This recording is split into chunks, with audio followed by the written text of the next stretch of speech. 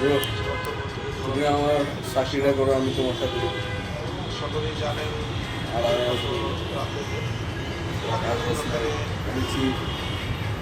বিশ্ব ইজতেমা ময়দানে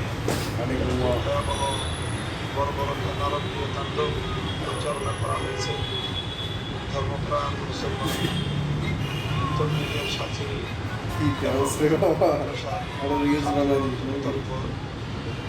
আমাদেরকে উদ্ভূত পরিস্থিতিতে আজ এখন এই মুহূর্তে গোটা বাংলাদেশ অগ্নিগর্ভ হয়ে আছে। সারা দেশের সকল মাদ্রাসা ছাত্র জনতা এবং যে দুঃখ কষ্ট যে ধুমায়িত হচ্ছে, এই সব কিছু পরিস্থিতিকে সামনে রেখে এই মুহূর্তে আমরা সকলেই কাকরাইল মসজিদ, গত রাত্রে আমরা কাকরাইল মসজিদে ছিলাম।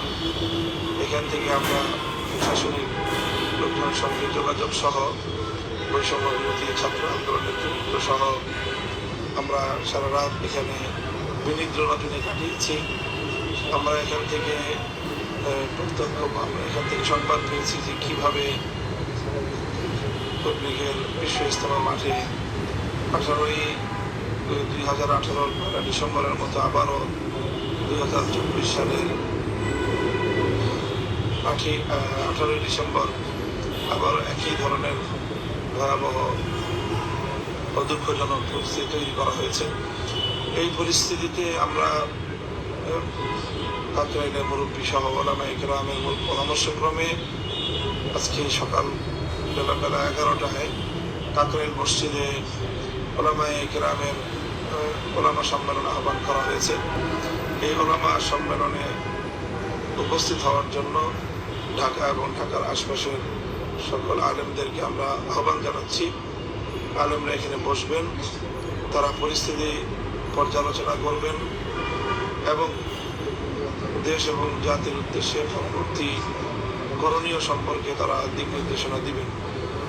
এই মুহূর্তে আমাদের জন্য সবচেয়ে গুরুত্বপূর্ণ দায়িত্ব হবে আজকের সম্মেলনকে সফল কাম করা। কোনো অবস্থাতেই পরিস্থিতিকে আরো বেশি উত্তপ্ত করে এখানে জানমালের ক্ষয়ক্ষতির পরিমাণ বাড়ানো, এটা কোনোভাবেই আমাদের দায়িত্বশীল কারো আচরণ যেন না হয়, সেই বিষয়ে আমরা সকলের প্রতি আহ্বান জানাচ্ছি। ধৈর্য এবং সহনশীলতার সাথে পরিস্থিতি মোকাবেলা করার জন্য সকলের প্রতি আমাদের আহ্বান থাকছে এবং ওলামায়ে কেরাম তারা সম্মিলিতভাবে যে নির্দেশনা দিবেন, যে সিদ্ধান্ত দিবেন, সারা দেশের সকল দাওয়াত এবং তাবলীগের মেহনতের সাথীদেরকে, শুনাই নিজামের সাথীদেরকে, সকল মাদ্রাসাগুলোর ছাত্র ভাইদেরকে আমি সর্বোচ্চ ধৈর্য সহনশীলতার